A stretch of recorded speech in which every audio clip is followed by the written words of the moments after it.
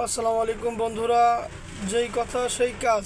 একটু আগে বললাম আকাশ মেঘলা হয়ে আসছে, অন্ধকার হয়ে আসছে। আর এখন গাজীপুর চৌরাস্তায় গাড়ি চালানো যাচ্ছে না, এত পরিমাণ অন্ধকার এবং এত পরিমাণ বৃষ্টি।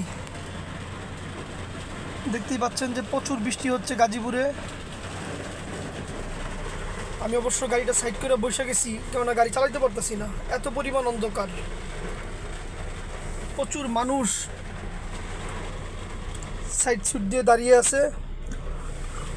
আমিও গাড়িটা নিয়ে রিস্ক নিতে চাচ্ছি না।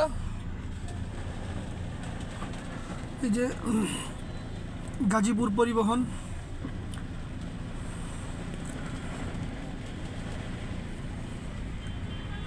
প্রচুর মানুষ, অন্ধকারই কমতেছে না। ধন্যবাদ সবাইকে, আসসালামু আলাইকুম। এখন আছি গাজীপুর চৌরাস্তা, চলে আসবো ইনশাল্লাহ ঢাকা ক্যান্টনমেন্ট।